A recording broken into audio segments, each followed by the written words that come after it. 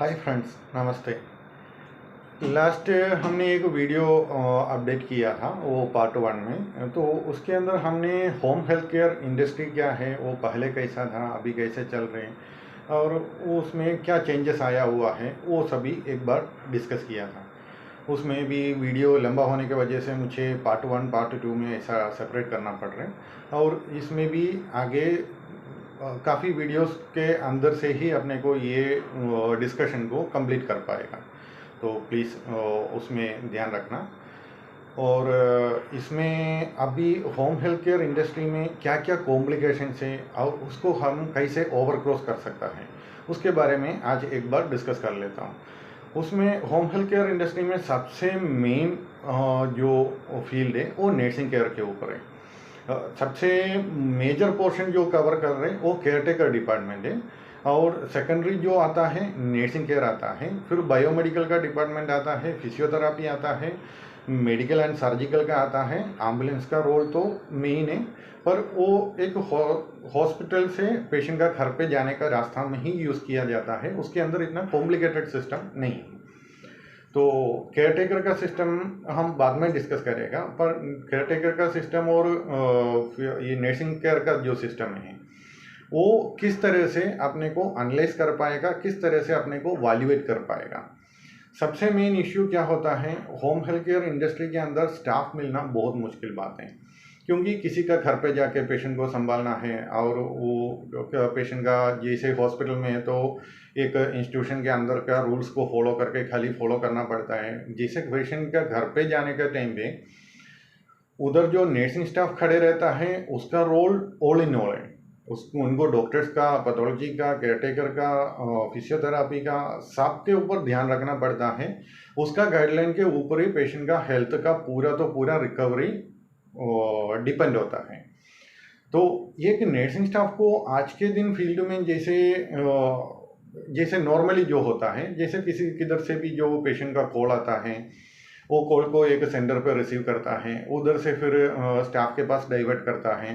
Staff ने फिर patient का घर पे जाके ट्रीटमेंट देता है, तो जो डॉक्टर बोला हुआ है वो फॉलो करता है। पर इसमें एक कॉम्प्लिकेटेड चीज़ है, ये किधर से कॉल आया और कौन वो एजेंसी से किस स्टाफ के ऊपर कॉल गया, ये सबके बीच में एक कोऑर्डिनेशन होना चाहिए। वो कोऑर्डिनेशन उसी तरह से बना सकता है। एक एग्जांपल मैं बता देता हूँ। हमने शुरुआत के टाइम पे ठीक है, कॉल आ गया, जो स्टाफ जानकारी पे है उनको फॉरवर्ड कर देता था, ये नॉर्मली चलता था। तो अभी हमने एक सिस्टम ऐसा बनाया हुआ है, एक रिलेटिव का फ़ोन आया तो सबसे पहले एक रूल्स हमने रख दिया, पेशेंट को देखे बिना कभी केयर प्रोवाइड नहीं करेगा if it is not emergency. जैसे कोई पेशेंट का घर पे है, किसी और का सर्विस चल रही, नहीं तो पेशेंट नॉर्मल था, एकदम से इमरजेंसी पे हार्ट अटैक है, पसीना हो रही है, चेस्ट पेन हो रही है, ब्रीथिंग डिफिकल्टी हो रही है, ऐसा सिचुएशन में ठीक है, हम कभी पेशेंट को देखने के लिए नहीं रुकेगा, सीधा स्टाफ भेज देगा। बाकी लॉन्ग टाइम केयर में जैसे बेड रिडन पेशेंट है, उसको पेशेंट का केयर घर पे कंटिन्यू करना है, डिस्चार्ज हो रही है, नहीं तो घर पे ही कंटिन्यू कर रहे हैं, उसको अपने अंडर में ओवर लेना है।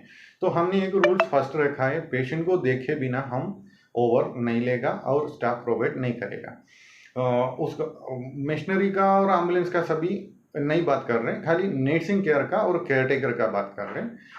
उसमें एक बात ऐसा एक क्लैरिटी अपने को मिलता है, पेशेंट को रियली नीड्स क्या है। उसके लिए अपना मैनेजर है, फील्ड ऑफिसर है, फील्ड एग्जीक्यूटिव है, नहीं तो हम खुद भी जाके पेशेंट को मिलता है, रिलेटिव से मिलता है, उसका रिक्वायरमेंट समझता है, और उसके बाद हम एक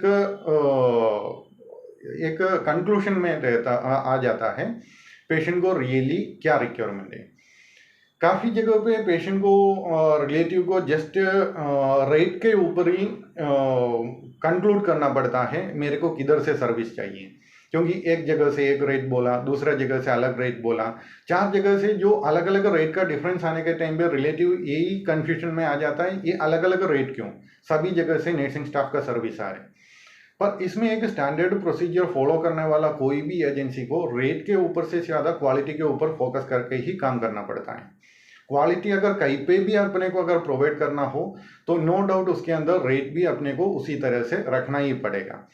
एग्जाम्पल के तौर पे हम घर पे जाएगा, पेशेंट से मिलेगा, और पेशेंट का रिलेटिव से मिलेगा, डिस्कस करेगा, रिलेटिव को काउंसलिंग करेगा, समझाएगा और उनका बात समझेगा, उनका रियली नीड समझेगा। उसके बाद हम अपने को एक क्लैरिटी मिल जाता है पेशेंट को कितना टाइम के लिए किस तरह का केयर देने का है, किस तरह का स्टाफ देना है।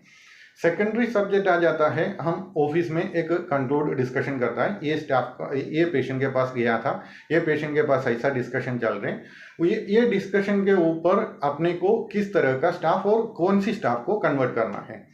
फिर हम स्टाफ के ऊपर कन्वर्ट कर देता है। स्टाफ के ऊपर कन्वर्ट करने के टाइम पे उनको एक ब्रीफ दे देता है, आपको कौन सा काम करना है और किस तरह का काम करना है और रिलेटिव को कैसे बिहेव करना है। वो एक नॉर्मली बिहेवियर तो स्टाफ का होता ही है, अच्छे बिहेवियर स्टाफ को ही सेलेक्ट करता है।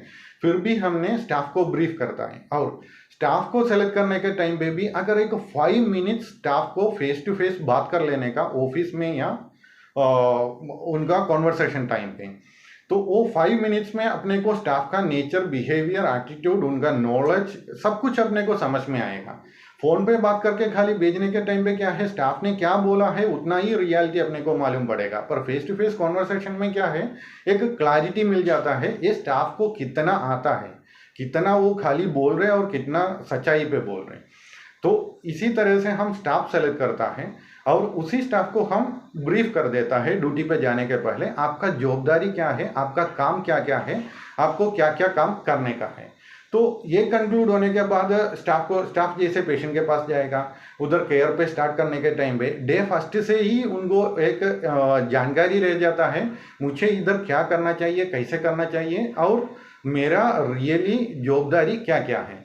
तो ये हर एजेंसी में हर एक नर्सिंग स्टाफ के ऊपर और हर एक क्लाइंट के ऊपर अगर ये फॉलो करने के टाइम पे क्या होता है, इसका क्वालिटी एकदम से अश्योर हो जाता है, क्योंकि स्टाफ का जानकारी है अपने पास, पेशेंट का जानकारी है और ऑलरेडी पेशेंट का रिलेटिव का रिस्पॉन्सिबिलिटी सभी एक्सप्लेन किया हुआ है और स्टाफ को स्टाफ का रिस्पॉन्सिबिलिटी एक्सप्लेन किया हुआ है। तो उधर जाके एक कन्फ्यूजन पैदा नहीं होता है अपने को क्या करना चाहिए क्या नहीं करना चाहिए। ये एक प्रोटोकॉल हम आज के दिन फॉलो कर रहे हैं। उसके बाद बहुत ज़्यादा पहले क्या होता था, एक 100 पेशेंट के अंदर से एक 60 पेशेंट नॉर्मली चलते जाता है और 40% जगह से कंप्लेंट और कॉम्प्लिकेशन क्रिएट होता था। पर ये प्रोटोकॉल फॉलो करने के बाद मेरे को खुद को ये पॉजिटिव मिला हुआ है। कोई भी तरह से जो अनवांटेड सिचुएशन क्रिएट होता था, जैसे स्टाफ ने ये काम नहीं कर रहे और रिलेटिव को ये पसंद नहीं आ रहे, ये सभी ओवरक्लोज हो चुका है। ऑलमोस्ट 80 to 90% प्रॉब्लम को हमने ये एक प्रोटोकॉल फॉलो करने के अंदर सोल्व कर पाया। अभी अपना जो कंप्लेंट रेशियो है वो मुश्किल से 5% से नीचे आ चुका है। तो ये एक रास्ता है अपने को फील्ड में जो प्रॉपर तरीके से क्वालिटी के ऊपर फोकस करके होम हेल्थ केयर इंडस्ट्री को चलाने के लिए, उसके अंदर स्पेशली जो नर्सिंग स्टाफ के ऊपर जो फोकस कर रहे हैं वो लोगों को स्टाफ को एटलीस्ट वंस इन एक बार तो 5 मिनट्स तक कंटिन्यू कम्युनिकेट करना चाहिए। उसके बाद स्टाफ को रिक्रूट करना चाहिए और भेजना चाहिए। उसमें क्या है, कोई भी तरह का जो फ्यूचर में आने वाला प्रॉब्लम है, क्योंकि एक फैमिली के पास भेज रहे हैं, उन्होंने अपना एजेंसी को भरोसा करके ही स्टाफ को रिक्रूट कर रहे हैं। वो स्टाफ को नहीं जानता हूँ, एजेंसी को जानता हूँ। डॉक्टर भी एजेंसी को रेफर करता है और डॉक्टर अगर डायरेक्ट रेफर किया तो भी डॉक्टर को जानता है। तो भेजने वाला का जवाबदारी होता है भेजता हुआ स्टाफ किस तरह से स्टाफ को भेजता है। तो अब ये वीडियो में हम इतना ही डिस्कस कर लेता हूँ, क्योंकि ये क्वालिटी के ऊपर फोकस करने वाला सबके लिए ये एक जानकारी सही रहेगा ऐसा लगा, इसलिए मैंने सोचा ये सेकंड वीडियो में सेकंड पार्ट में ये डिस्कस कर लेता हूँ। Thank you.